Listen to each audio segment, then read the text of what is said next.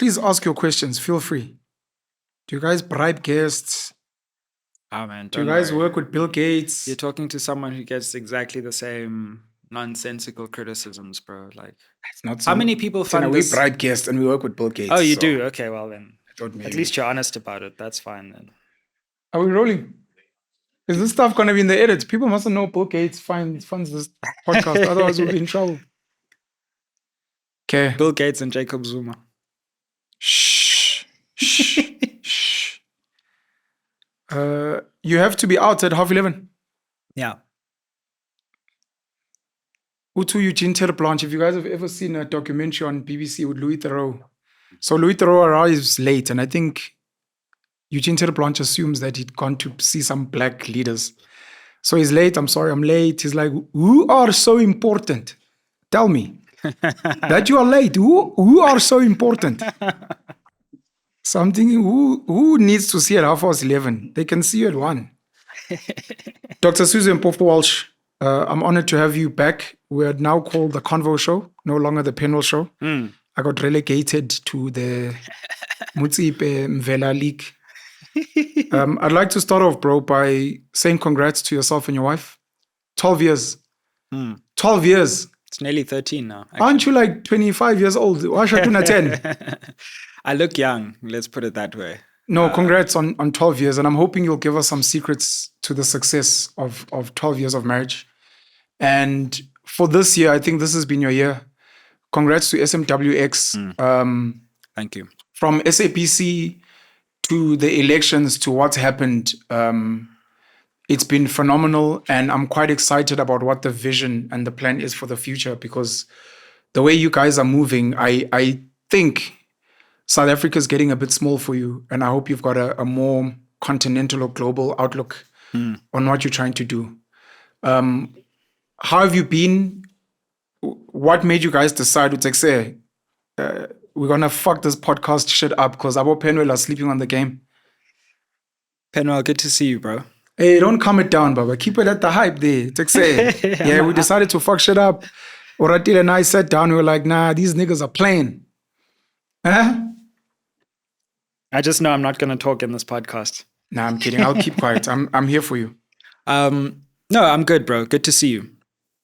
It was actually the SABC thing. When the show was effectively cancelled, I felt liberated because SMWX was something I was doing in a way on the side.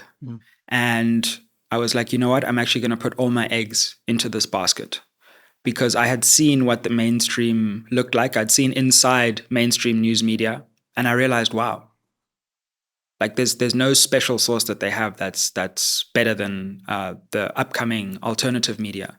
And if we just put effort into this, we're going to be much bigger than the main. I think we already in many ways are. Correct. Much bigger than the South African mainstream. So I took the lessons I learned from SABC.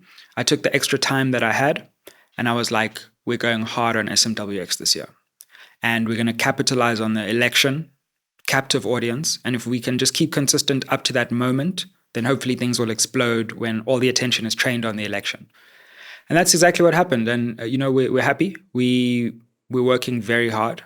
And the results are showing. Congrats, bro. I really thought you were going to drop off a bit after the elections. South Africa's full of too much drama, bro. I was pleasantly surprised that you didn't. Yeah. And it's just been scaling more and more. Are you at liberty to explain what happened at the SABC? Absolutely. Yeah. I'm happy to talk about it. They just said, we don't want the show to carry on. Did they headhunt you initially to be like, hey, we'd like you to come and host the show? So they headhunted me. They were like, hey, there's the show. We want you to host it. This is the idea behind the show. At the time, I had just had my son. I was very busy lecturing at Wits, doing SMWX and some other things. So I was like, no, double the offer. Really? Yeah. Oh, that's nice. Flexing, like I don't really need. So bump up the cheese. And then they were like, okay, fine. And I was like, whoa. Hectic. Should have gone for triple. Yeah, exactly. Yeah. So I was like, okay, wow, it's the public broadcaster. It turned out that the show was also on SABC 3. So it had a free-to-air audience as well. So I was like, actually, I can't turn down this opportunity. Yeah. when I got there, what I found was that the SABC was still very stuck in its ways. So it was very difficult to make suggestions and innovate the show. And when you think of like what we do here, you're innovating like every day, right? If you have a new idea, let's change the direction of the room. Direction of the room's changed, right? Do it. Yeah. And I remember being like, with my show, I have an idea for the YouTube part of the show because the show had gone YouTube and I wanted to position it right, get the thumbnails right, titles, all of that. And I was told, no, cool. We have a meeting in like 3 months. I was like, 3 months? Yeah, like, let's just discuss it. Yeah, discuss. Let's do it tomorrow. Like, and I understand that because SABC is a massive institution and it's a big ship and you can't turn it around easy. But it was quite difficult to bring my suggestions to the show. Yeah. The SABC also had a very specific direction in which they wanted the show to go. And they wanted it to be one of those traditional like adversarial interviews where the interviewer, it's kind of like an old school form of interviewing when the interviewer is like, why did you do this? And why did you do that? And that's not really the kind of interview I like, and it's not really my personality. So I felt a little bit conflicted to the extent that, hey, they brought me on to do this gig. Yeah. And they were like, this is what we want. And I accepted it. But on the other hand, it's not the kind of interview style that works, I think, these days. And it's not the interview style that I'm particularly good at. Yeah. So you may remember the Gayton interview, which you hold me. I was about to reference that one because that was the one that maybe gave them what they were looking for. Yeah, like exactly. Pushback, challenge. Yeah. And I look back on it and it wasn't my best interview. And I'm aware of that. And you guys were probably right to hold me over the coals for it to some extent. But I was trying to find my voice and also do what the channel had hired me to do. Yeah. But over time, as more conversations unfolded, the show became a bit more unlike that, where it would be normal conversations, etc. And I was quite happy about that. But eventually, I just got a call randomly out of the blue. The election was coming up. I don't know. The show seemed to be doing pretty well. Sure. But they were just like, look, we want to move you to a different place. We want to stop the show and move you to a different place. You'll still be on the channel, but doing a slightly different thing. And I looked at it and I was just like, firstly, I have no idea why the show has ended. Yeah, they're not giving you reasons. The ratings are down, whatever. Just give me something with meat that makes sense. Exactly. Yeah. And even though it wasn't I knew it could be better. Like I always had this feeling like this show could be so much better. We can do better things with it. I don't think it was necessarily bad either. But then I had to look at things and look at my life and think, do I want to carry on here where I have an incredible reach? I'm working with great people. It's a great opportunity, but I can't do it the way I want to do it. Or do I take the leap and say, you know what, let me try and build something that's truly my own vision? Yeah. And at that moment, I turned down the money at that point and I was like, let's carry on with SMWX in earnest. Would you be willing to go back or go to another major platform if they said, look, you can have more creative license? Definitely. I have a lot of respect for the people who work in that industry. Yeah. There are a lot of talented people and you can't deny the reach. I have to admit. Just like you can't deny the reach of podcasts, especially with the SABC, you can't deny the SABC's reach. Like I'm sure you must have had it for longer than me, but people recognizing you, petrol attendants, security guards. But when you're on the SABC, free to air, literally every corner of the country, you reach. And that's something profound. But I would do it on my own terms. And Clement Manyatela actually filled the slot where I was, and he's doing a very good job. And he gave me some advice, and he was like, when you go into these places, you have to be able to bring your own team, your own thoughts, and that must be part of the negotiation. And I was new, so I didn't know that. I was just like, yeah, I'll come and I'll do whatever you guys want. Like, it's a great opportunity, which it was back then. But now I would go back and if I was given the opportunity, I'd be like, cool, but this is how I want to do it. And if we're not going to do it like this, then we're not going to do it. Yeah. But quite frankly, I don't feel like I need to right now. Sure. SMWX is doing everything that I wanted to do. And I'd probably rather focus my energies there. So yeah, it would have to be a big offer. Let's put it that way. Without giving amounts, the money you guys are making at SMWX compared to the money you're getting at the SABC, is it anywhere close to each other? I'm making more now on SMWX. Yeah, that's dope. Blessing in disguise, of course. Of course, and I have costs as well. It's not like I've got a team, etc. I've got a producer. Shout out to Oradile. So I've got costs as well, but I must say the revenue is looking healthy. It's looking healthy, and I think digital media. You're probably also seeing this. Digital media is starting to become a space where brands are noticing its reach. Where even the YouTube revenue is coming along nicely now. So it's starting to become commercially viable. It's always been viable in terms of the reach of the audience. And we've known for a long time that like we're sitting on a gold mine here. Sure. It's just a question of when people figure it out. And if when data Wi-Fi prices go down, it will be even crazier. Absolutely. Because that's the one hurdle that we have. It's going to be crazy. DJ Sboo's spoken a lot about the SABC. He's back at Radio 2000 now, and he speaks about the reach. He's been speaking about the reach for years. I was invited to, I was invited to a radio show at the SABC in the last couple of months. And the day before, they canceled. And someone from the inside contacted me and was like, one of the producers sent everyone a WhatsApp saying, I don't want that guy on that platform. And this person that contacted me was very upset because they were like, this person didn't give any reason. They just said they don't like you. And we are a national broadcaster. We bring on every type of extreme voice, and it doesn't make sense why we can't have you. On top of that, I wasn't going there to give an opinion on anything political. And I was reminded of human beings that infiltrate institutions and have whatever opinion. Your show was relatively new. However you criticize it for yourself, even if it was horrible, of which I think it was brilliant, even if it was horrible, it's like it's new. Give it time. Let's give it a year, 2 years, then we can make a call. It was too early.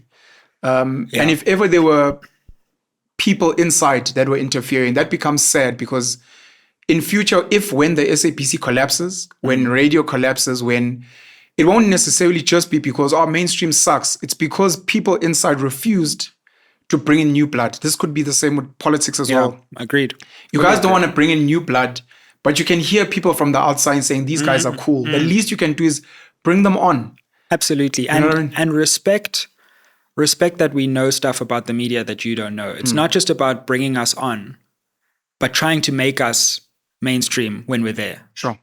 Bring us on, but bring us on as consultants or bring us. So actually what I've been thinking, I don't think the conversation from now should be, hey, will you come on our platform to have a show? We must start talking, hey, if you want to acquire, then we can talk. Jeez. That's where we are. You're ready to sell out, Baba? No, not sell out. But if you want to talk now, that's the conversation we must be having. SMWX on a platform. Like you must buy in. If not bring me on a show and give me this or you, right? That's the size of these platforms. And we have to realize that now. Otherwise, we might get nice incentives, but we're actually underselling what we're doing. If you think about the power of the platforms, right? 2 million views a month of people who are actually watching, not just like flicking through channels and distracted and watching and engaging. You know for a fact they're engaging. The comments are engaging. You can see on average they're watching for half an hour, or on average half an hour of someone watching. That's impossible to get anywhere else. Sure. At scale, that's a seriously valuable proposition. But because it's podcast and because it's alternative media, people look down on it or they don't see it as serious. So it's an IQ test. Once people figure it out and they do the sums and they're like, oh wait, that's actually bigger than mainstream platforms. But anyway, until they figure it out. That was Joe Rogan at some point flexing on the big news channels to be like, the views I get is higher than some of your top shows. And I guess this is how big institutions everywhere collapse with their arrogance and being too big and too much bureaucracy. In the same vein of your show in the SABC versus SMWX and how SMWX has become so successful. Do you still write for the Mail and Guardian, number one? And number two, have you considered the idea of almost replicating the same? Because I do that to some degree. I take articles, I write them, I post them on a LinkedIn, Facebook. They get reach, traction. And at some point, it's just about figuring out how to monetize. Do we just post ads on that platform? Because that's essentially what a newspaper is. And if we can do what you're doing on our social media, we don't necessarily need to be on your platform. I don't. Exactly for that reason. Like you see the reach and you realize that like posting on Twitter is going to get 10 times the views. Yeah. But also I can just do a video opinion piece, and that's in some ways even more immersive. People get to hear my voice, they get to hear the tone, and it's better than like just the stale written article that goes into some backwater of a news website. Yeah. So no, I stopped. I did a partnership with Mail and Guardian, likewise for a while, and then the partnership came to an end. Okay. And one realizes that like you end up realizing, hold on, SMWX is getting more views than Mail and Guardian. So Yes. like, you know, Who needs who here? yeah. At some point, I had different suggestions from different people. Number one being taking the podcast on the road, which Podcast and Chill have done well on their side. Interesting. Yeah. Number two was writing books. There was a show on Gayton, I forgot what it was called, but it used to profile Afrikaner business people. I think Theo Forster was the host, and he wrote a book from the interviews. Someone suggested a coffee table book. So taking some of your best guests or most viewed, taking a photo shoot, writing beautiful stories about them and releasing this book. Have you considered taking all your interviews, whether it's yourself or whoever in your team, transcribing into written so that the episode is out, but people can read, besides just audio, people can read it. And at some point at the end of every year, we do like a review, SMWX 2024, and people can actually read the book. I have thought about that, actually. I never got round to actually executing, but I think like a few years ago, I spoke to a transcriber and all of that. It's a good idea. I'm not sure whether the book, whether it would be able to sell at the kind of scale that you would want. We have merch right now, which we're rolling out, and it's doing okay, but it's more like for solidarity with the channel than like a financial money spinner. But even that is important, you know, just people feeling like they're part of the community and what have you. But what I do think is that if you look at the conversations we've been having over time, it's going to be a really important historical archive. And historians are going to go back to these conversations and be like, what were people saying who are now long dead? We can actually hear their voice. We can see them speaking. And I think it's important to preserve that archive of conversations. So I think of SMWX as an archive that people can always go back to. And one thing I would encourage people to do, and I don't know if you see this, like people are always watching the recent stuff because it's new and it's shiny. But go back and like I've been doing it for 5 years, right? There's some fascinating stuff there. Like I spoke to Helen Ziller 4 years ago. One of your big interviews was with ex-President Jacob Zuma as an example. Yeah, go back to that. Like it's so fascinating from a historical perspective. And the older it gets, when it's 10 years old and 20 years old, it's actually going to be like, you know, that BBC archival footage. That's what a lot of these conversations are going to become. We need to get to written, even if we maybe get some of our viewers to put in the work and be like, whoever transcribes the best, because what's going to help with written, even though AI exists now, is it's going to be easier to translate as well into different books. And I know people don't read as much anymore, but you almost don't want to wait for other people to write what you could have written yourself and monetize. Last question before we go back to Gayton and Orania, because it's one of the things I wanted to raise. Sure. Your thoughts on the Daily Wire? I know they lost Candace Owens, but you've got Ben Shapiro. I think Jordan Peterson's still there. Okay. I figured that's what you guys were building at SMWX. You had Mighty Jamie, Tessa Dooms. Was that ever part of the vision? Is that part of the vision to have like almost we've got a channel? It may not be SMWX. Everyone could have their own platform, but then we also have this one where Mondays it's Dan Quarter, Tuesdays it's Sizwe, and we all have a vested interest. So that no matter how your channel is doing, we also have this Avengers platform where even if we hate each other Thursdays, and people can go there to also be like, have you thought of doing something like that? It's an interesting model. I think for the election, because we realized like there's going to be so much attention, and I can only do so many videos because it takes preparation or whatever. We're like, we need to just flood the zone and bring in interesting different voices. So for those election weeks, like Tessa, Lukona, Mighty Jamie, myself, Tasneem Aesop, we're all doing videos, and that was great. But it also it's something that I think needs to be thought out a bit more deliberately. Like that was a short-term intervention and experiment, which I think worked well. But then you have to think about remuneration of people, keeping it sustainable, etc. The other thing which is interesting is that people come on to SMWX largely to hear from me. So they want that. So you see with Mighty's channel now, because it's like his channel, it's slightly more effective than him coming onto my channel and trying to tell people something. So I think the better model is like an ecosystem of channels, rather than lots of different people on one channel, like a network. Exactly. Like if I were to come on Konvo and do an opinion piece, it would be like, it would be cool. People will watch it, but they really want to hear from you, right? So building that ecosystem where you can then choose who you want to hear from, I think is probably the more effective way. And that's kind of what we've done without thinking about it, right? You've got yours, there's DJ Spoo, there's me, there's Mac G for a different audience. And now there's a new crop of political podcasts, Mighty Jamie coming online. There are a whole set of ones that are more on the traditional right in South Africa. Your I now forget the name, but I think... The Morning Shot, Roman Cabinet. Yeah, exactly. I don't know if Ronaldo hosts still creates content as well. Exactly. So there's a whole ecosystem for different people and different persuasions, Okay. It's a debate that we have, by the way. I know at some point we had an idea. People don't know these things because we don't really advertise them. At some point, we were looking to do some work around the elections and having like a podcasters group that ends up going to the results center, etc. And it ended up didn't working out, but it would be something to look forward to for the future, I think. And the big debate is whether to create a network or for each person to have a channel. I'm at a point now where I think every person should have their own channel. Yeah, I agree. But just as a thought, I don't know. To show solidarity or to help others, maybe those people that care, to be like, look, your channel's not doing well, but we like your thoughts. Yeah. And you're part of this crew of sorts. Yeah, I think what's cool is what we've done, maybe unthinkingly as well. I've brought you onto SMWX, you've brought me here, and then the audiences come here, they learn about me, and then they go to my channel and vice versa. Yeah. You know, and I think that can work. You can do collaborations across channels. Sure. Yeah. Dope. Yeah. Why are you not happy with your Gayton interview? I thought you enjoyed it. I thought you were sharing your opinions. Yeah. Which I think, to be fully honest, one of the reasons we should embrace podcast is don't try to be a so-called objective journalist. There's enough content out there to counter. Be yourself, be biased, be like, I like Trump or I like Harris. And I think you were being genuine. Even if the SABC asked, I think you were being genuine. Gayton was pissed.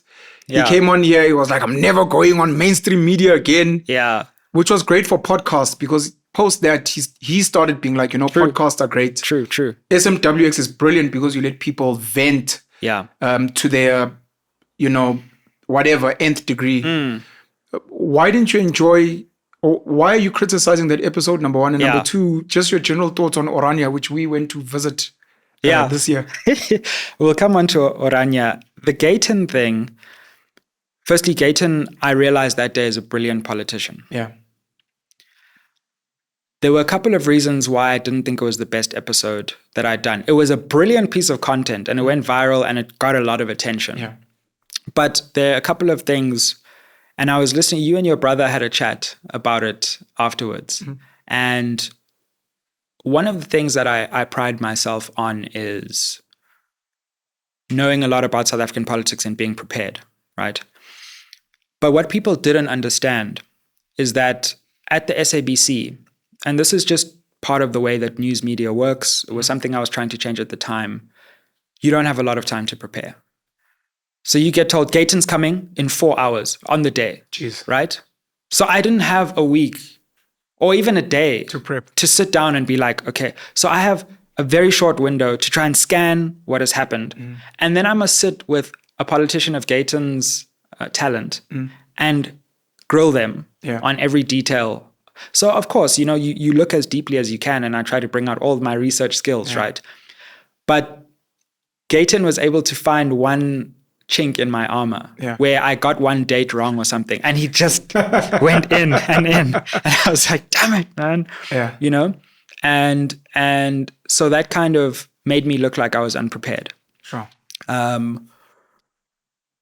The other thing, which is what I think the channel started to come to grips with later, is that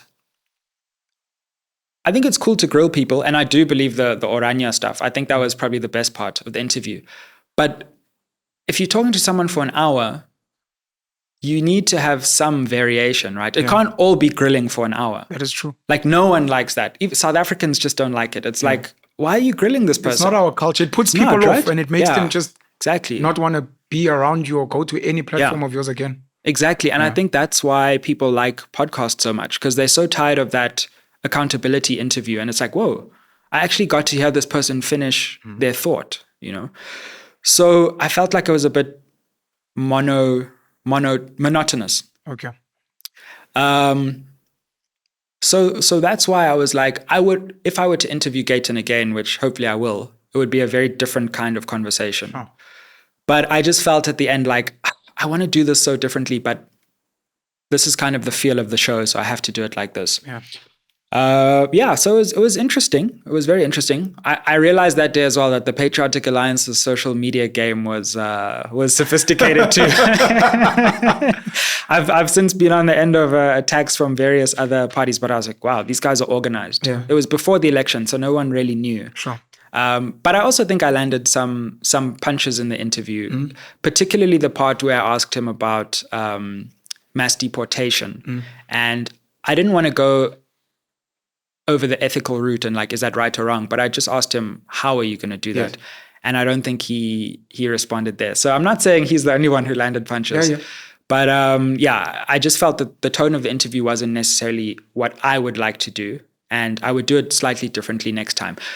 I must say this though, like, because I was on that show and I was being asked to be like an accountability interviewer and find things, you know, that people had done wrong and point them out live on camera, people began to think that I had beef with the people I was interviewing. One thing I will say about that Gayton interview, where I was also like, this is a talented politician. In the breaks, we were making jokes the whole time. He was like, my people are going to come for you. You don't even know. Like, I have nothing personal against Gayton. I agree with a lot of what he's done. I disagree violently with other things he's done. But I don't have any personal beef. And I want to make that clear, like with Gayton or with anyone else. I was asked to do a job and I did the job. But, you know, one of the things maybe we don't talk about enough as podcasters is like, or people who work in the media, those behind the scenes moments. Because people only see what's on camera. Sadly. Yeah, but you often are talking to people before they tell you stuff off the record. You get to see what kind of person they are. Yeah. And it's hard to explain that over camera or people watching because you can only watch via the screen. But you get to see a person, you know. And sometimes you're like, I disagree with this person, but I like them as a person. Correct. And sometimes you're like, I agree with this person's politics, but they're a terrible person, 100%. one-on-one. You know? 100%. And that's the kind of stuff you get to see when you interview people. So I knew quite early from that interview that, Gayton is, he's the real deal politically. Whether you agree with him or not, he knows what he's doing. Would you like to have him back? Yeah, I'd love to have him back. Have you tried? You have tried? We have tried. No response? No, we got a response. Okay. He's busy, but I think he'll come soon. Okay. Yeah. No, that's dope. I wanted to see if I can kind of help because I think that would be cool. Giving him I'd a love chance to vent at you about that sit down. Sure. Giving you a chance to speak as you're speaking now and then being like, okay, let's take two. And let's have a chat. Absolutely. And we asked different questions to me. I wouldn't ask him about that stuff. I've already asked him. I just want to know, like, what was it like when you came into government? Like, just tell us the story. Like, take us into the GNU. That's the kind of stuff I would ask if it was just up to me. Sure. You know? Yeah. No, thanks. Orania. Yeah. Why do you love Orania so much? Why are you planning to move there with your son? Like, what is it about Orania that really, sold you? I don't think it's like, I think it's people's reactions. Because I talk about a lot of things. But whenever I talk about Orania or whenever I interview someone about, like that was the part of the Gayton interview that went. Yeah. I didn't plan the Orania guy coming on SABC. That was the team's idea. But when he was there, obviously I'm going to ask him about Orania. I don't think it's South Africa's biggest problem. Sure. And there are a lot of things we need to get out of the way. I don't have a problem with Afrikaner cultural identity either. I don't have a problem with people expressing their identity. But I don't think we must conflate Orania with Afrikaner identity. Sure. I don't think Orania is the only problem in South Africa. There are people who say, you must focus on this, focus on that. But believe me, I focus on a lot of things. Yeah. Like I speak 4 times a week about everything. Yeah. So I'm not saying Orania is the only thing. But if you ask me, do I think it's a good thing? No, I don't think it's a good thing. I think it's segregationist. And I think it's a form of neo-apartheid. And I think the idea of keeping people out of spaces has become more sophisticated. In the 20th century, you put up a sign and you said, no blacks allowed. Sure. Today, people have realized that, oh, well, there'll be too much backlash if we do that. So then you find more sophisticated ways, which are related to often the price of things. So there are many Oranias in South Africa. Orania is just an obvious example. Sure. But then you start speaking about cultural identity, and then you start using that as a proxy for your real aim, which is keeping people out. Facts. And celebrating apartheid, right?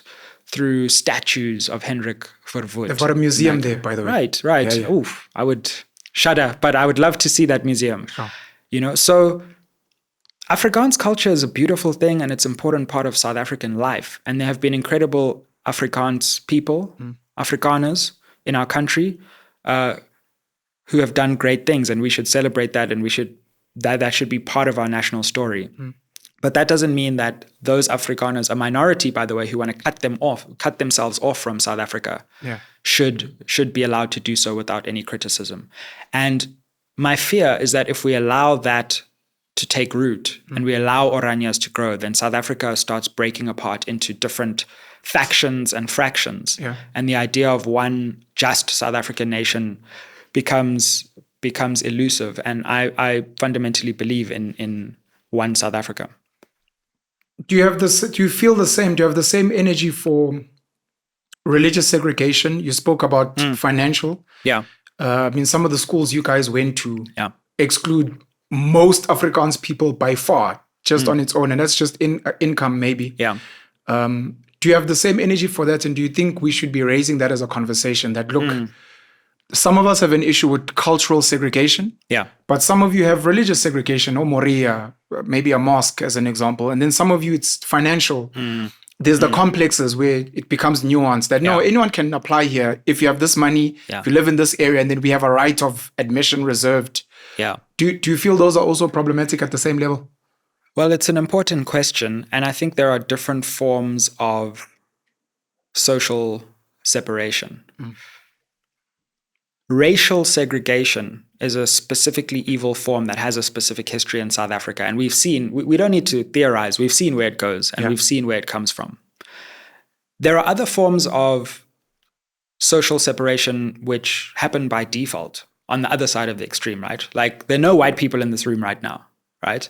That's not... We don't know that. There's an invisible white hand somewhere. I can confirm, right? Sure. That doesn't mean that we sat together and we were like, no white people are allowed in this room. Right? It just so happens that because of our interests, our shared histories, we came together in this room and there weren't any white people in the room right now. And there's nothing wrong with that. So I'm not saying that in every space, everywhere, at all times, there must be one black person and one white person. And right. I'm just saying that certain forms of extreme and obvious segregation where you deliberately keep people out by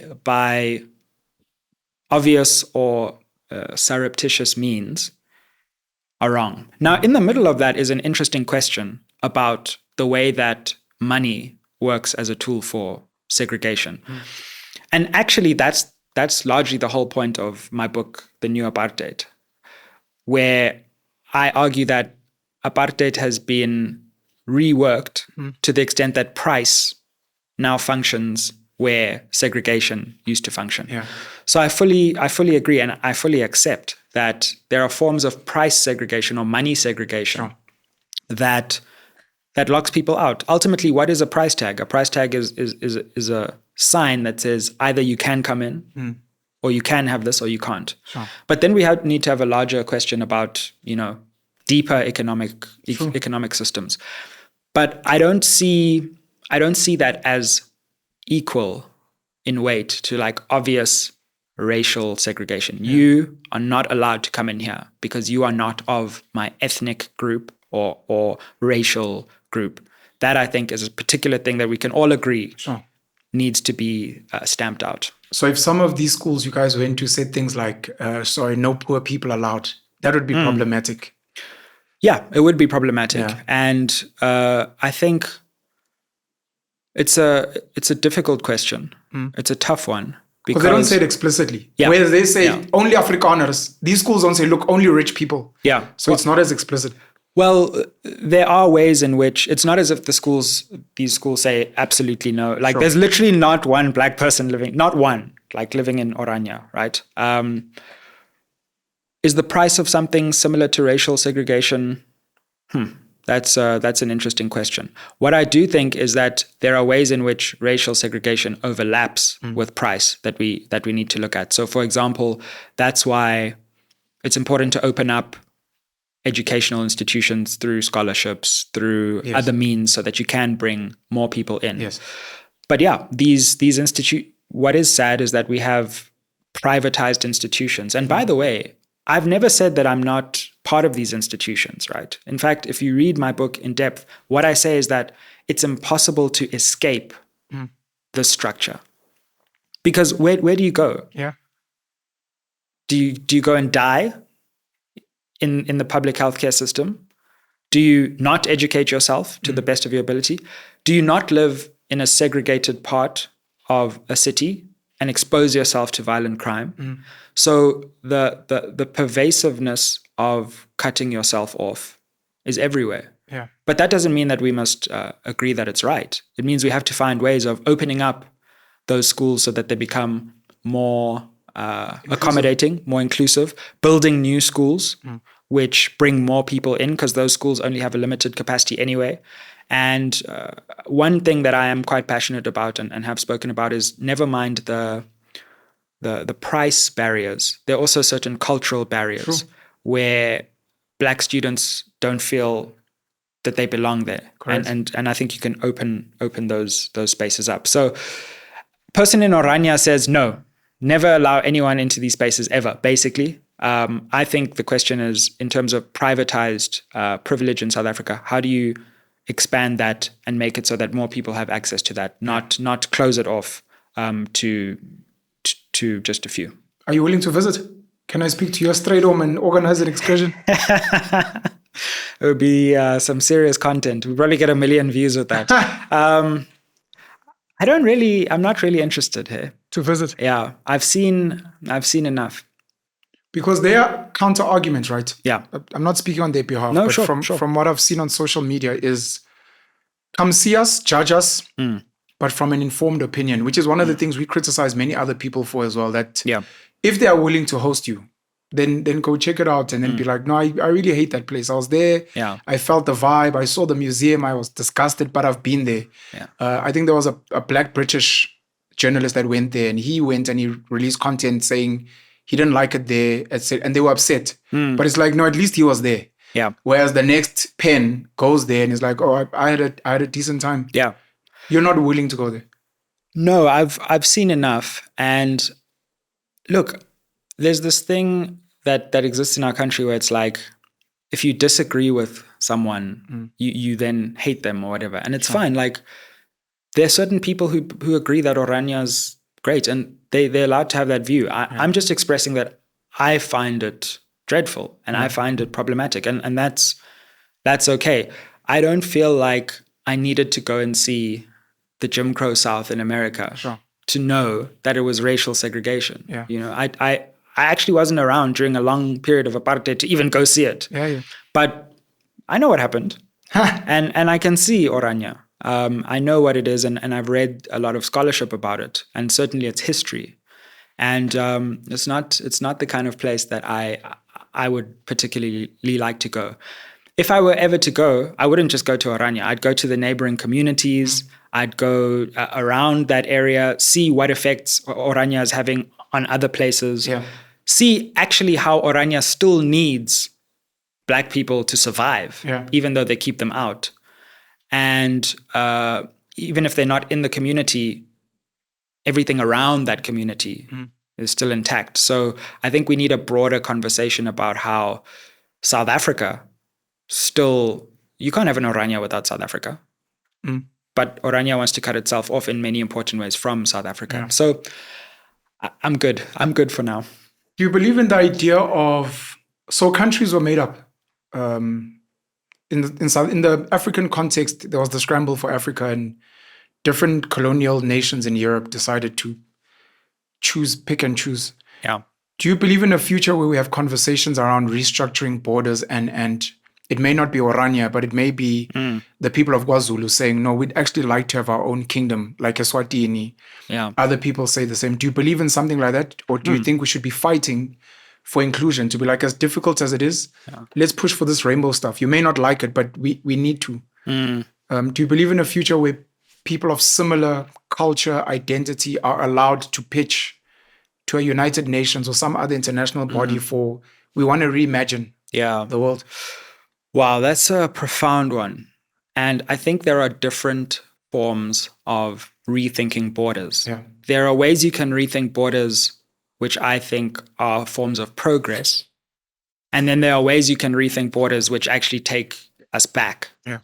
So in my view, fracturing the country up is not a step that I would welcome, because I think it would end in potentially violence, potentially people being far away from each other, and it would break certain bonds that are fundamental to the country. You know, so few South Africans are actually just one thing. You know, we're all many different things, and that's part of what it means to be a South African. And if you go further and further back, you realize it's even more and more complicated. Yeah. So this idea that even Afrikaans people must realize that they have a complex cultural heritage, and it's not just Afrikaner. Sure. So I don't believe in breaking ourselves, especially into the boxes that apartheid created for us. But are the borders that we currently have, should they always be there forever? No. In fact, maybe there's certain ways. I mean, even South Africa, after apartheid, remember, Namibia was part of South Africa, and it got cut off when the black government took over, so that it had a smaller geographical reach in many ways. There was a war, etc. But Southern Africa's borders, I do think in the long term, maybe it won't even be in our lifetimes, we do need to rethink it, because there are ways in which this could be an economic powerhouse where coming together will be more important than being in little silos. Yeah. But right now we have so many broken states in the SADC region that's just an untenable proposition. But in the long term, yes, I do think we should think about breaking out of borders on the African continent and rethinking borders. So not necessarily secession and breaking away, but rethinking borders to become more powerful economically, etc. And that I do think is something we should think strongly about. We touched on schools. Your thoughts on education in this country, schooling? You don't necessarily have to touch on the ballot bill, but as one of the tools to fix the problems we have in this country, what are your thoughts on education that we currently have? And are we happy? Would you have any ideas, especially as a scholar, on how we could improve on that? One of the single most devastating failures of the ANC government is the disastrous state of education in South Africa. And like you say, it forces people to have to make these difficult choices. Do I go into private education where at least I know that there are certain basics that will be imparted? Or do I go into a broken public education system? And if those options were there, I think a lot of people would opt in to the public system. But the fact of the matter is that you can't play with education, right? You can't play with your own education, because if you do that, then you systematically disadvantage yourself. So when you look at the period before apartheid, which is an interesting period because we often look at just apartheid and forward. One of the things that was happening, which apartheid actually successfully destroyed, was the formation of black educational institutions. By the British government? And black South Africans themselves, right? So yes, there was missionary education, but there were actually just black-owned institutions that were, starting to come up. So for example, John Dube, one of the founders of the ANC, founded a school called Ohlange. And different people went there. And then the apartheid government came in and tried to turn it into a men's training center or whatever, right? So what we have to do, and one thing I would actually love to do, like if I had enough wealth, I've always thought about this, is build, and I know Sizwe Mpofu-Walsh, for example, you've had him on the show, is building. And his wife, Judith Lamini. Right. They're building our own educational institutions. I think that's such an important task. We can rely on government and wait until kingdom come, but it's not going to happen. Building new educational institutions, building new universities. I think that's a massive task that we need to take on, because we don't have enough. And to be fair to those private institutions to which I'm affiliated, they have in many cases been holding the line and making sure that we're still producing excellence and brilliance in this country. And that excellence is sometimes it goes out of the country, but sometimes it gets plowed back. And we just need more. We need more of these institutions because the demand, there's like a sprinkling of these institutions, which are globally competitive, but we need like 10 times more. And the failure to build that just breaks my heart. Like, how have we allowed it such that the one gateway to success has been deprived of so many Black South Africans? Sure. And I think society and government, we must just hang our heads in shame over what we've done with education. Do you think it's intentional? So we've obviously found out that George Soros funds SMWX. Yeah, exactly. And Jacob Zuma, don't forget. And Jacob Zuma, sorry, my bad. So do you think there's an invisible third hand that intentionally wanted our education system to be dysfunctional so that we're not churning quality children that can build this country into something special? I hope. I don't have any evidence to support that. It's maybe, but I don't know. Do you think it's just incompetence? I think it's just incompetence. And it's really sad. But look, I mean, we cannot underestimate the incompetence, sadly, of our government over the last 30 years. With the best intentions, the ANC-led government, I'm afraid to say, which is a government that a lot of people, myself included, very early on invested huge amounts of hope in. Yes. We all used to vote for the ANC, myself included. Yeah. And not just vote, like hope. Like we actually had hope, and it's been shattered by just failing to deliver the basics. So I think this is just an example of just failing to deliver the basics, same as roads, same as electricity, basics slipped. And if you don't master the art of government, then it doesn't matter what your ideology is. You'll never be able to implement it. Many people are accusing you guys of being pro Mkhonto Sizwe, which is interesting. I thought I was upgraded. You used to be an EFF platform. That was one thing about what Gayton said, which I felt was unfair when he came on your show, when he was like, "I'm just an EFF person." Well, and he wasn't the only one. Many people have said that before. And partly to blame is maybe your dad. So people just have these assumptions. Believe me, I'm the first person to understand that that's where people go first, right? But then you have a responsibility and a duty to be like, okay, and just to all those people who say this, because it's now been disproven, because apparently now the EFF, is attacking me on social media, or not the EFF, but a lot of people on social media who are connected to the EFF. Oh, the EFF bots on Twitter, sure. I've never experienced the EFF bots like this, but I've heard about it. But wow, it's bad. It's quite coordinated. It's really bad. But maybe I've benefited from them in the past, celebrating me in the past. Yeah, so I'm used to it, but I've always been seen, and I think in some ways this was maybe part of the SABC thing we spoke about earlier, is that people just had in the back of their minds, and I can't change it, that I'm pursuing some agenda, and so. Any piece of evidence just gets linked to this picture, and then, you see, because you spoke to Gayton like this, then therefore the EFF told you to. And I'm like, that's such an easy theory, but it's just not true. And it's really frustrating for me that I will never be able to convince people, no matter what I do. I can bring Helen Ziller onto SMWX, which I already have, by the way, to SMWX tomorrow. Someone will be like, no, Mkhonto Sizwe wanted Zilla there. Yes. So doesn't that make you sad? Doesn't it make you sad that it does? The psychological state of a lot of Black people in this country is such that you can never be an independent thinker. You have to be funded by someone. It can never be you. You can't be that great. Who the hell do you think you are? But it's also like I'm really sad about how people are quick to jump to conspiracies. Yes. Like that are just completely unfounded and actually believe these things. So I have a general policy where I don't respond to the nonsense, right? Because I've had so much nonsense from the day I was born, you know what I mean, about my father and my family and all of this, that I find it's best not to dignify the nonsense with the response. Sure. But then sometimes I sit back and I wonder, and I'm like, but what if people really believe this stuff, Yes. you know? Your keeping quiet means you agree. Yeah. Otherwise, you dispute it, obviously. Exactly, right? Yeah. But then I'm like, then it becomes a full-time job because now 100%. I must full-time go on social media and dispel everything. So I harbor the hope that there are just people out there who watch. And I always look at the numbers of viewers over the noise, right? And there are people who watch, who are sane, who don't fall for the conspiracies and just want to educate themselves. Yeah. And none of us has ever said, like you say, on podcasts, we're transparent. We have views. We have political views. Yes.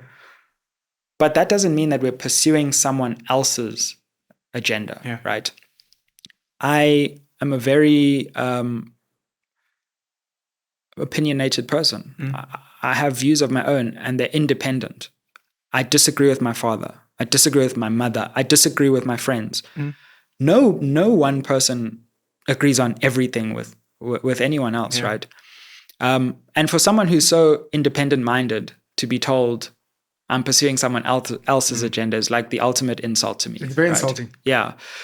So I don't know, man, but sometimes you wonder, like, how would Jacob Zuma and George Soros collaborate on a podcast in South Africa? Like are y'all hearing yourselves?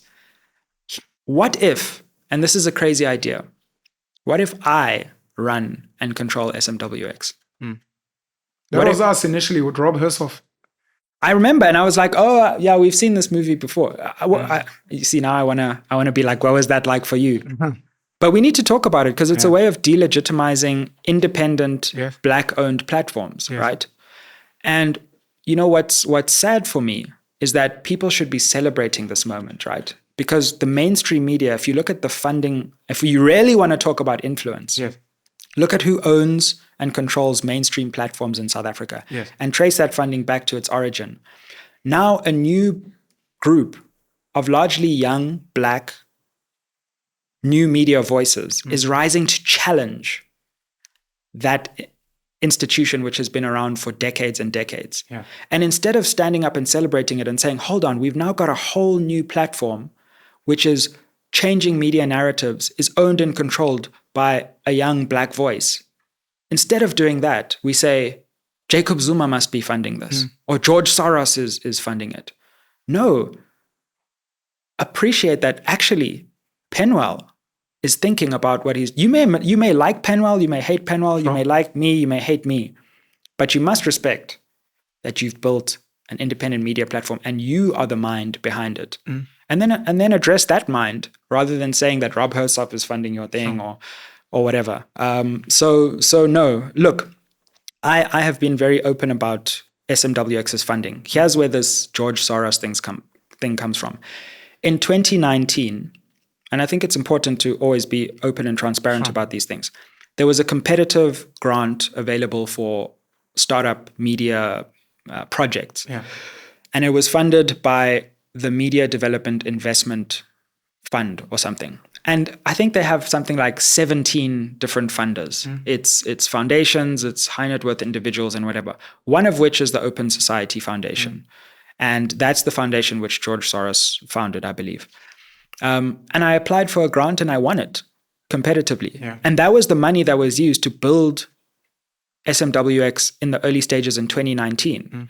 And I'm not ashamed of finding an opportunity, putting myself forward for it, winning it, and then building the platform I wanted to build.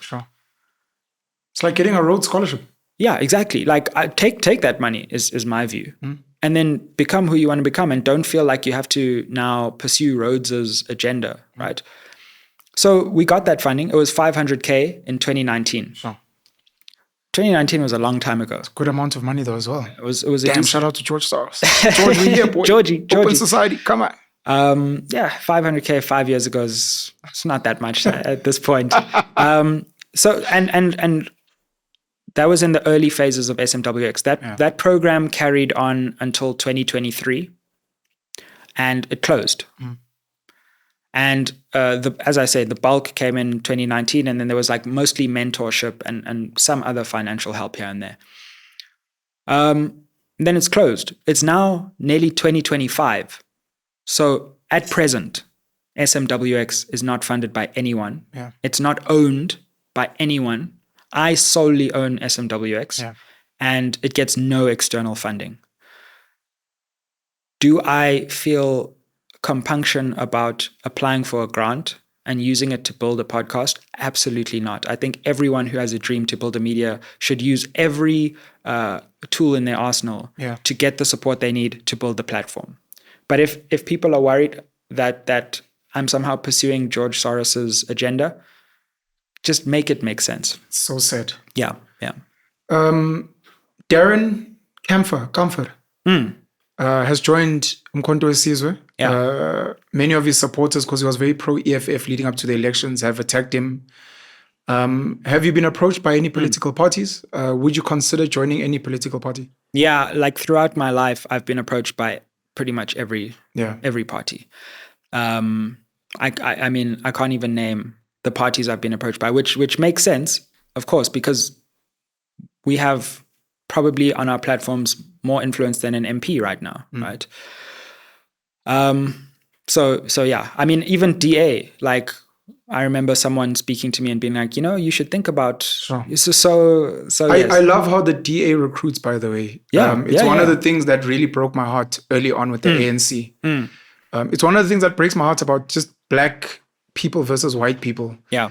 When rich white people see you making an impact, they do not mind reaching out to you and sitting with you and giving you a level of respect. Sure.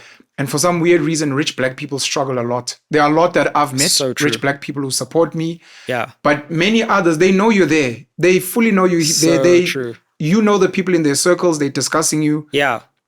But it's like they really don't want to give you recognition or see you. And if tomorrow you end up, for whatever reason, working with certain white people, they'll be the first to criticize you. Like, I was actually ready to work for you, but you guys never responded to my emails. You never let me in. So I respect the DA. I don't like the DA at all. I'm very open about that.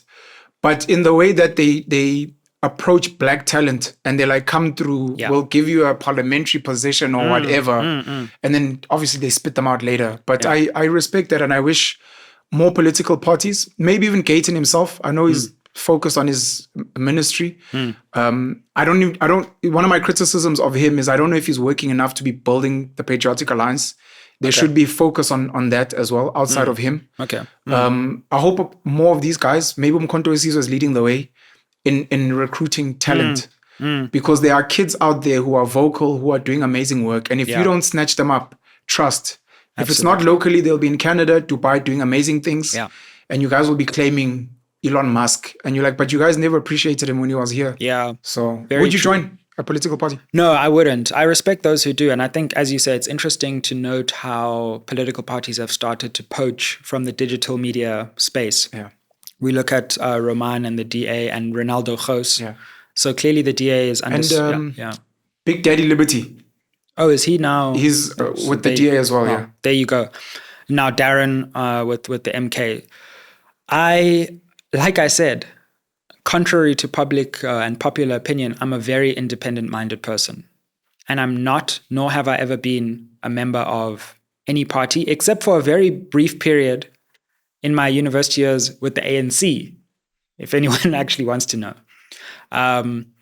So I'm not a member of any party. I'm not a member of the EFF. I've never been a member of the EFF. I'm not a member of MK, and I've never been a member of MK.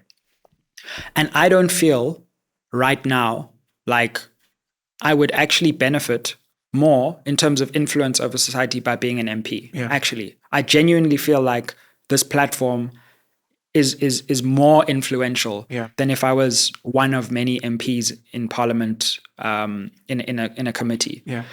Here we're slowly getting to the point where we're not just reacting to the agenda, but we're actually starting to be able to set the agenda. And once you can set an agenda, you're able to curate important conversations that all of society must grapple with. Oh. So I really believe that what we're doing in the digital media space is the project, and it's actually a more attractive project than going into formal politics. However, pretty much my whole life, or maybe before I was born, apparently my mom used to say this to my dad used to say this to my mom and whatever, and that's why they called me Sizwe. My full name's actually Sizwe Sandile, which means the nation has grown, etc. Beautiful. They were political activists and what have you.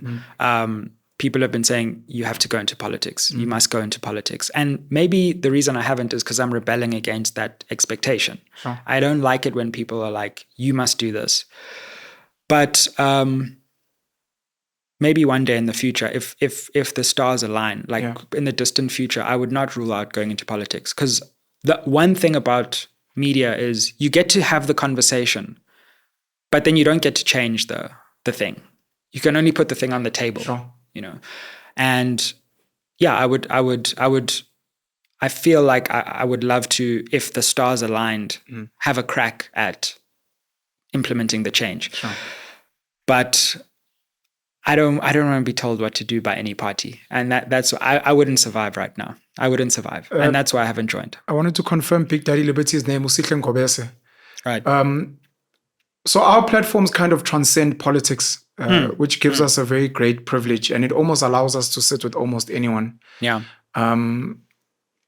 Would you consider using your platform to fundraise and start maybe doing some of the work you wish government could be doing? As an example, Future Nation Schools, Mr. Sizwe Mpofu-Walsh and Dr. Judy Dlamini. Your channel gets so big that you're like, we have enough money now to build our own SMWX fund, like an AfriForum, like an open society. We are now building the type of schools that Sizwe envisions. So you're saying I would fund George Soros? Kind of situation, you know. It was one of the jokes that it was a joke, but, you know, I also wasn't really joking.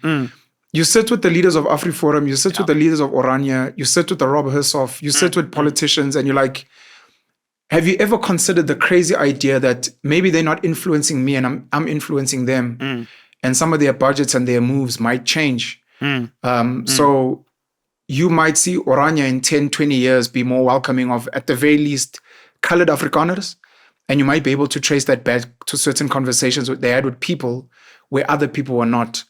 You may find, even if you end up getting George Soros on a platform to come and dispel that they gave you money, to maybe even give you money, but in doing that, you're like, okay, he's finally funded me. I now have real money. Can we do some of the projects you guys want? Yeah, well, just to go back to one other thing you said as well, to tie it into this question about black billionaires or black wealth not funding anything really in the media space in South Africa. Like my producer, Oratile, we always joke about this whenever someone says we're funded by, you know, this person or that person. It's like, well, if there was a black billionaires fund, we would be the first to apply there, you know, like, but unfortunately there just isn't, right? There's actually no black funding in the media landscape in South Africa. So we've literally had to build our own platforms from scratch. And we've done it, right? Without anyone else's help. So if these wonderful funding sources existed, then we would tap into them. But the fact of the matter is they don't. And I would encourage, you know, I know these podcasts reach a lot of people. You know, if people do have wealth and they want to deploy it, they should think about the media ecosystem in South Africa. Like, look, if SMWX ever got that big, right now, like I said, the income is healthy, but it's definitely not $1 billion enterprise. But for sure. And I think everyone in South Africa respects, and I don't say likes or enjoys, but respects what an organization like AfriForum has done, right? Because they've organized themselves and they've secured resources to pursue an agenda unapologetically. I happen to think myself that it's a misguided and dangerous agenda. But then the response to that can't just be shouting and kicking and screaming and whining. It has to be building institutions, private and public, that deliver the kind of society that we want. And sadly, as South Africans of all different races who want a more just society, we've outsourced that to the government. And when the government doesn't deliver, we then sit back and wonder what to do. And that's kind of what SMWX was. It was like, there's nothing, and at the time, it was 5 years ago, I'm so frustrated with the media landscape. No one's going to do it for me.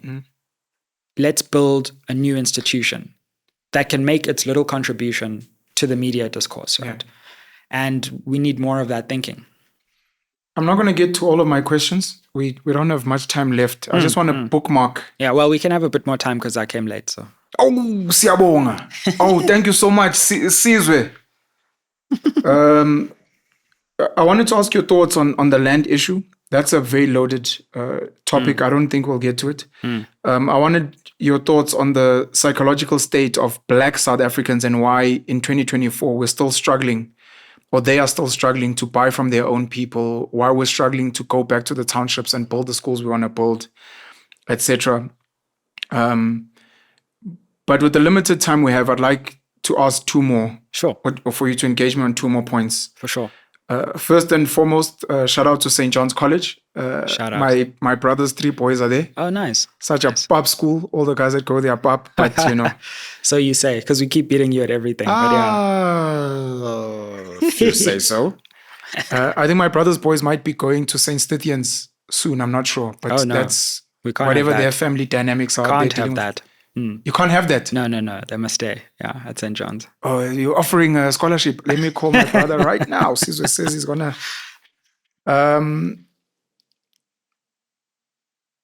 One of the most celebrated, well, now in retrospect, institutions that came out of St. John's would be Entity. Yeah. And you know, we lost a crazy icon being Kenan Forbes. We've spoken about him before. I just wanted to ask if you have anything to say again as we remember him. Yeah. We also lost Teebs as well. Yeah. Just to speak about AKA, man, just sure. In his memory, anything you'd like to share. Yeah. And then, just to close off, I'd like you to give us the secrets to a successful and happy marriage. Wow. So you asked me the 2 questions where I'm going to be longest at the end to keep. Jeez, I'm so sorry. Okay, this is going to be like a 4-hour podcast now. No, look, man, like the AKA thing hurt a lot, you know. I think AKA's death shook so many people who didn't even know AKA because it was just so unexpected, so violent, and so senseless. But for someone who grew up with Kenan, and for those who don't know, Entity was a rap group, and we formed this rap group together, and that was the start of his hip-hop career. He ended up going solo, but it came out of Entity. It was really tough to take because there was so much unfinished business that I felt in that moment. What a lot of people don't know is that I lost touch with Kenan probably like 10 years before his death. So we hadn't spoken for a long time, even though we were best friends at school, right? And so when I spoke about him before, there was a certain amount of resentment because I had felt like you became famous and then, you know, you forgot about... Too cool for us now. Yeah, you forgot about us, right? But I realized that was very short-sighted of me. Like, and when he died in that moment, suddenly things fall into perspective and you're like, wow, you know, these petty resentments that we have, life's just way too short for them, you know? So I wished we could have had a chance to sit down for the last time and just talk and remember old things. But what I would like to share now, or now that he is gone, because I don't know what happened with his life in those 10 years, and we never spoke. Yeah. But a lot of people don't know what he was like in the early years. Like as this kid, tall, skinny, who would read Malcolm X biographies like in school, and he'd tell us about this Malcolm X biography, and really smart, but also trying to find his place in the world. And then like he stumbles on this musical talent that he has. And you can imagine in St. John's at the time, like nobody cares about hip hop. It's not like the school doesn't recognize it or whatever, right? But because we're these Black students, and there was a group of us, initially around 6 of us, we're Black, we're at St. John's, we don't know how to fit into the world. And then hip hop becomes a way of expressing ourselves, where you hear confident Black expression for the first time, and people are unapologetically coming out and saying, this is who I am. and I deserve to be here in this world, and I'm taking my space up in the world as a black man normally, or often. That mattered to us, and that was crucial to us to start expressing ourselves in that way. And you just saw Kiernan, like you saw the emergence of greatness in terms of his musical greatness, even from those days. Like, bro, we would go out and perform in clubs. I don't know how we even got in at the age of 15. People would be like, "You're not allowed to be here." We'd be like, "We're performing." They're like, "Oh, okay." And the interesting thing is people didn't know AKA at the time. So, but I just remember him like rapping his heart out to these audiences and trying to get them on board. People are like, who are these kids? And by the end of the performance, like everyone is singing along and he's dancing on stage, and like you could see the brilliance there, the intensity. Like he was so intense. Like we used to play soccer against each other, and obviously I would always beat him. Oh, obviously. Stop it. Yeah. But like the competitive spirit and like his dedication to want to rise to the top. And that's why it hurt when he got there. A lot of us just wanted to be like, you did it, you know. But he was so focused and he wanted it so much that like he shut everything and everyone out and pursued that goal, you know, no matter what it took. Yeah. But what I would also say is that because we were so close in those days, and there's also Ndlovu, who is the third member of the group, who I keep in touch with and is an incredible person. Our families actually got quite close when we were in those high school days.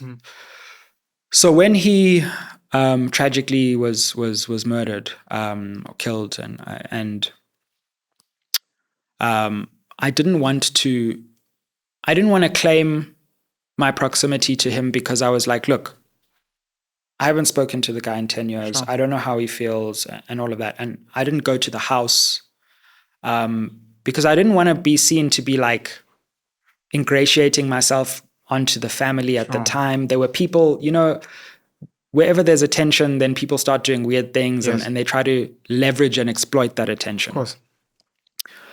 But one thing I really appreciated was on the day of his memorial, that public memorial that was held, I got a call from his brother, Stefan, who I remember very fondly, and like who was always also there when we were coming up with our songs and whatever.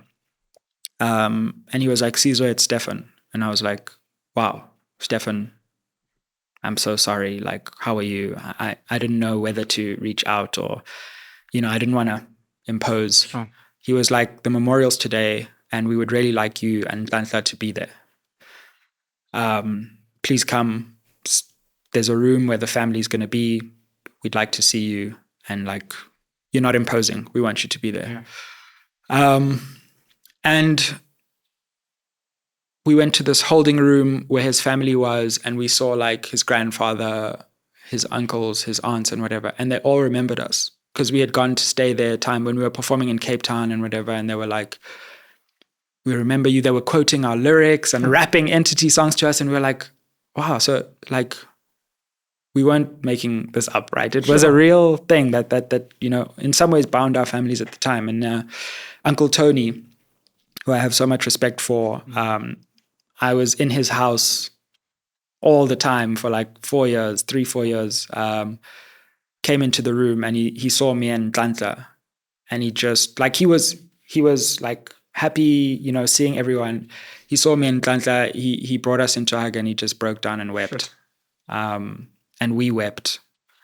And that was a really just a profound moment, because it was just a recognition of the importance of that moment in all of our lives. Like, even though we all went our separate ways, like those Entity days were intense, you know, and they were the birth of an incredible music career too. So yeah, I also just want to say, like, Auntie Lynn, his mother, Uncle Tony, I have so much respect for the family. Even though I lost touch with Kiernan, like, you know, I hold them in my thoughts and prayers often. And even though a lot of time has elapsed, I hope they know that, I think about them, the family thinks about them, and they're wonderful people, and it's a wonderful family. So I did also just want to make that clear,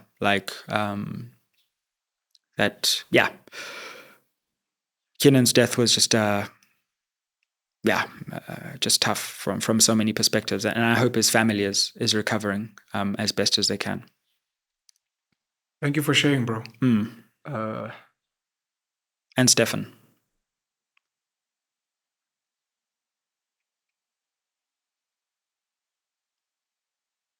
I'm thinking of how do you jump from here? Yeah, I know it's. I guess they're linked, right? Like the people in your life. And how's your son doing? Yeah, he's very well. He's what's it like being a dad for you?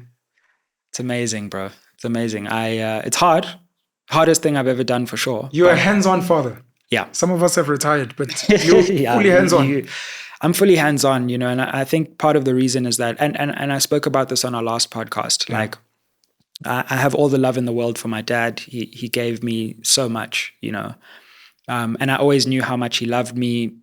When we talk on the phone, we'll always end with "I love you," But I was raised by my mom, and so I didn't have a father around every day. I had a lot of support and love, but I always knew I wanted to give my son that presentness always.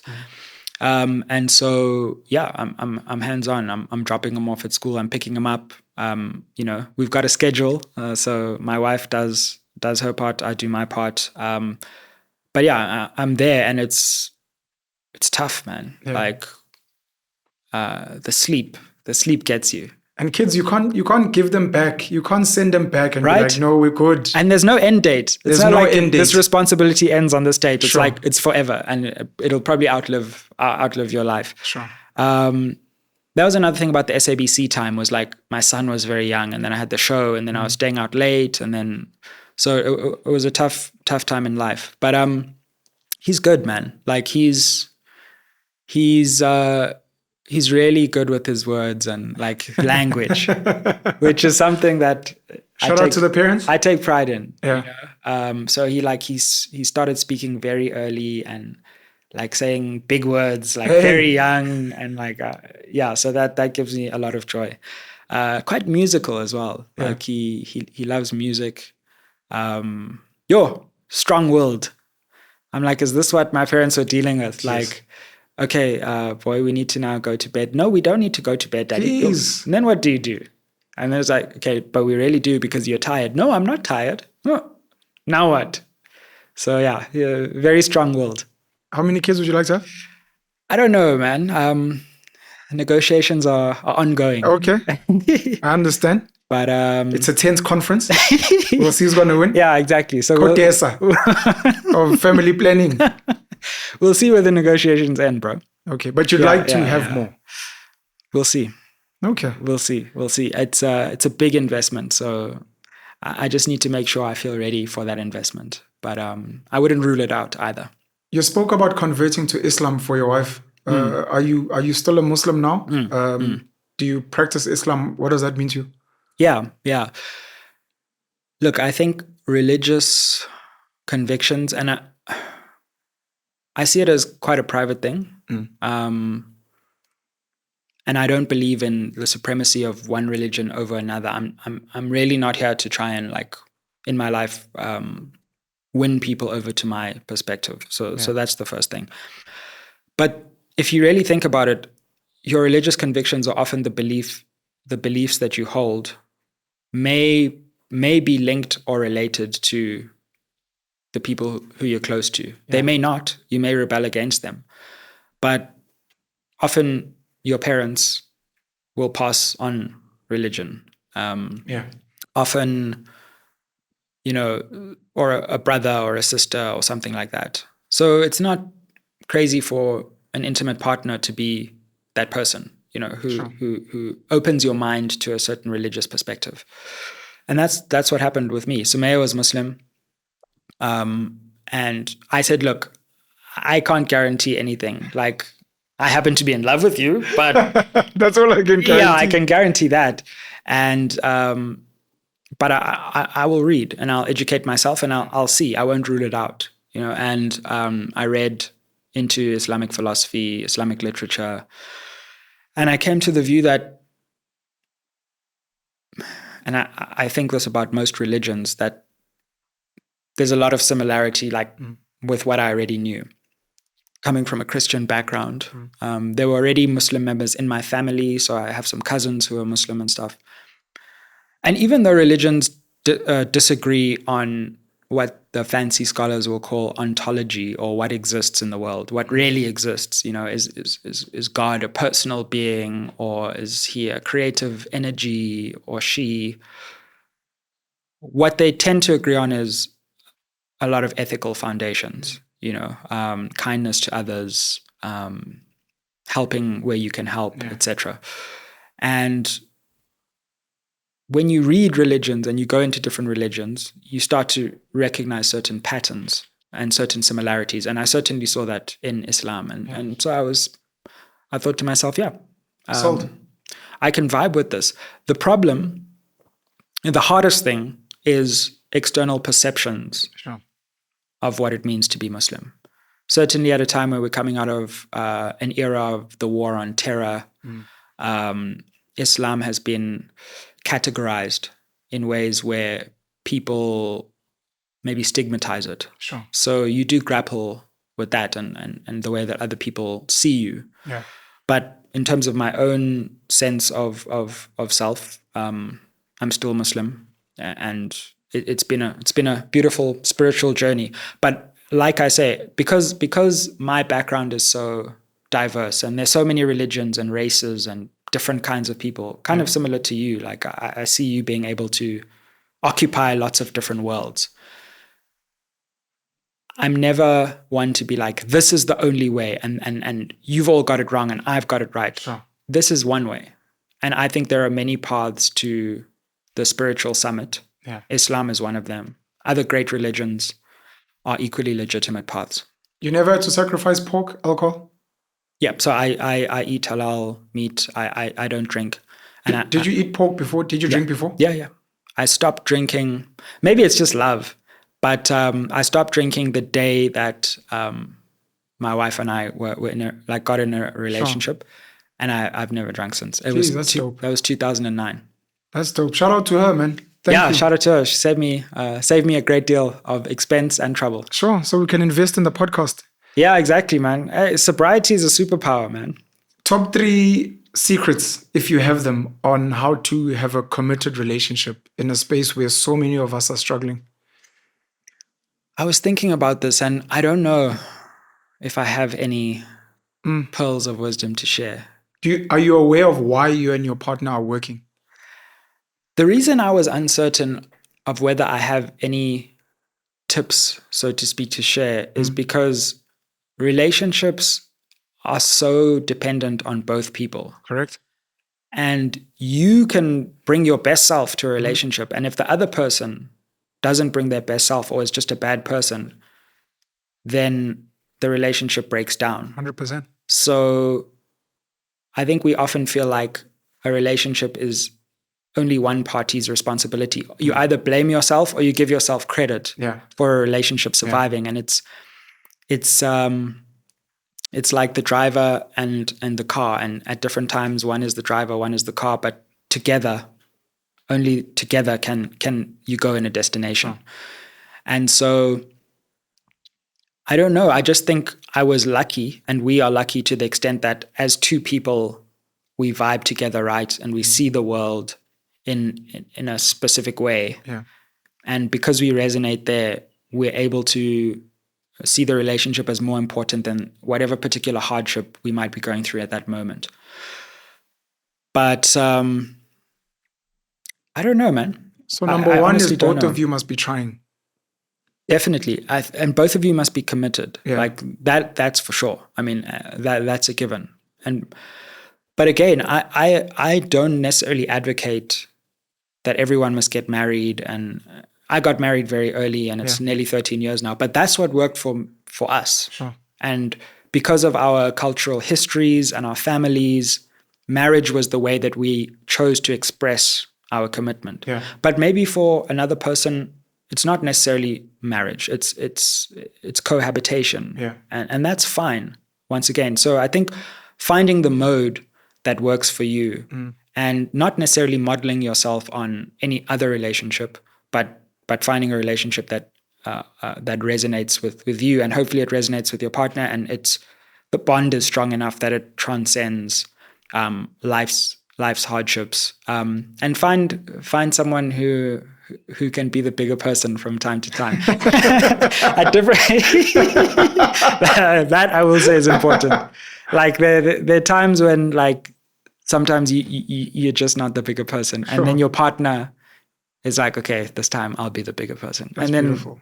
Vice versa, you know. It speaks to that thing you were saying that, well, at different times, someone's the driver, someone's the car. Yeah. And also through the hardships, it's not about me and you and who's winning, it's about us. And Yeah. where the other person is trying to win, Yeah. and you remember that actually we must win, it's fine. Let them win this little battle so Yeah. we collectively Yeah. can win the war. What I think was interesting about my relationship with my wife was like there was a lot of clarity up front. And maybe that was something when I think about it. Because she was very clear. I told her, I confessed my undying love, but I was just like, I'm just trying to be in like a, you know? And she was like, the next person I want to marry. And I was like, okay, I bit off more than I can chew. Look, Wow. I was just saying I like you, man. Yeah, like, so I knew, and we knew that like, if you want to do this, Sure. it's serious. Otherwise, I love that she set that boundary. A lot of exactly. girls today would not do that because like I like you as well. Yeah, exactly. But she was like, you like me, I hear you. Yeah. But unfortunately, this is the condition. Yeah. And And we're then gonna have to get married and commit. Exactly. And So that from the forces jump, you to either be serious. exactly. So or to from the bounce. jump, I was like, okay, am I in this seriously Yeah. or am I not? And obviously, like, I didn't propose to her then and there, but I was like, okay, if we're going to do this, that's the path, that's the trajectory. And when I feel like, or when you feel like we're not going in that trajectory, then we're done here, you know. Thanks, sis. Any closing words? Like, share, subscribe to Konvo and SMWX. That's what's up. Thank you Yeah, so much, no. Dr. Sizwe Mpofu-Walsh. Thank you, sir. Big ups Appreciate to- having you here, bro. It means a lot to me. Big ups to you for what you're doing. You are certainly a source of inspiration for SMWX and continue to be. Ignore the noise and just keep doing what you're doing. Thank you, Holmes. We're out.